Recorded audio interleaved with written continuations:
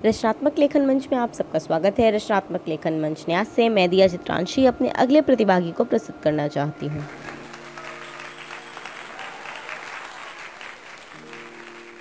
राधे राधे। माँ धनावती महाविद्यालय एवं एसएससी कोचिंग की तरफ से मैं पूजा सिंह कमरिया से श्री प्रेमचंद जी की जयंती पर उनकी कहानी आभूषण के कुछ विशेष रचनात्मक लेखक मंच न्यास पर प्रस्तुत कर रही हूँ। उनकी कहानी आभूषण से। आभूषणों की निंदा करना हमारा उद्देश्य नहीं है। हम असहयोग का उत्पीड़न सह सकते हैं, पर लालनाओं के निर्दय घातक वाक्यबाणों के नहीं ओढ़ सकते। बस यही कहते हैं, जिंदगी की आभूषण पैसा और सौंदर्य के पीछे की तृष्णा हम मिटा दें उतना अच्छा होगा। प्रेमचंद जी भी कहते हैं, औरतों को आभूषण और आदमी को सौंदर्य ज़्यादा आकर्षित करता है, पर ऐसा होना नहीं चाहिए। इस कहानी में 4 पात्र हैं। कुंवर सुरेश सिंह जो बहुत ही धनी व्यक्ति थे, उनकी पत्नी मंगला जो सौंदर्य विहीन थी पर वह शांति प्रिय थी, एवं शीतला जिसका नाम सिर्फ शीतला था। वह बहुत ही सुंदर थी पर आभूषण और पैसों पर जान छिड़कती थी। उनके पति विमल थे जो बहुत ही नेक और शांति प्रिय थे। शीतला मंगला के आभूषणों को देखकर आई और अपने पति को खरी खोटी सुनानी, जिसे सुन विमल निश्चय किया कि वह इसकी इच्छा पूरी करेगा किसी भी हालत में, क्योंकि एक समर्थ पुरुषों को बात लग जाती है, प्राण ले लेते हैं। वही सामर्थ्य विहीन पुरुष अपनी जान पर खेल जाता है। और विमल सिंह घर से निकल गया। वह मजदूरी करके पैसा इकट्ठे करने लगा अपनी सुंदर पत्नी की इच्छा पूर्ति के लिए, और सोचा या तो ये आभूषण पहनेगी या सिंदूर को भी तरसेगी। वही मंगला धनी होते हुए भी सुरेश उसको पसंद नहीं करता, क्योंकि वो सुंदर नहीं थी और उसे धिक्कारता रहता है। एक दिन कुछ बात बहस में सुरेश ने उसे बोला, जिसकी मेरी नज़रों में जगह नहीं वो मेरे घर में क्या जगह लेगी। जबकि संसार कहता है गुड़ के सामने रूप की कोई हस्ती नहीं होती।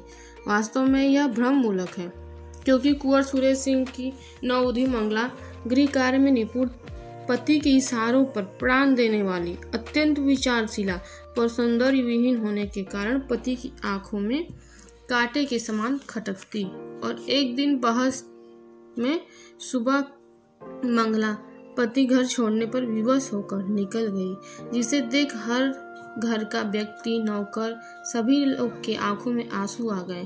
पर सुरेश ने उसे ना रोका, क्योंकि उसकी आंखों में शीतला की सुंदरता बसी थी और शीतला की आंखों में सुरेश का पैसा।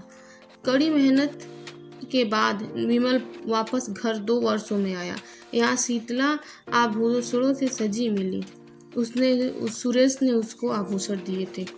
वह शीतला विमल के आने पर उसके पास नहीं गई, उसकी कोई हालचाल नहीं ली। उसकी यह दशा देखकर विमल आहत हो गया। सोचा और अपनी माँ की गोद में सिर रखकर बोला, मैं इसकी इच्छा पूर्ति के लिए मजदूर बना, कितनी तकलीफें सही, इसकी कुछ इच्छा पूरी किया, पर यह मेरी ना रही। और यही कहकर उसकी आंखें बंद हो गई। वह मृत्यु को प्राप्त हो गया। यह सुनकर कुंवर वहां आए। देखा कि जो स्त्री आभूषण के लिए अपने मरे पति के पास जाकर ना रो रही और उसके पास जाकर रोकर बोल रही, मुझे ले चलो, यहाँ मुझे डर लगता है। जो स्त्री अपने अपनों की ना हुई वो दूसरों की क्या होगी, वह मेरी क्या होगी। कुंवर सुरेश को अपनी गलती का एहसास हुआ और वह अपनी पत्नी को लेने चला गया, जहाँ मंगला उसका इंतजार कर रही थी और वह उसके साथ घर वापस लौटी।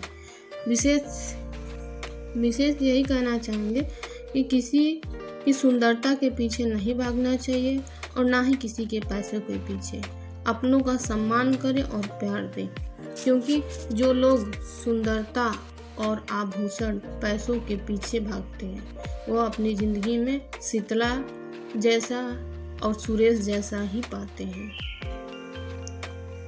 व्यक्ति ही पाते हैं। मुंशी प्रेमचंद जी की कविता है एक, कितने दूर निकल गए रिश्तों को निभाते निभाते, कितने दूर निकल गए रिश्तों को निभाते निभाते, खुद को खो दिया हमने अपनों को पाते पाते।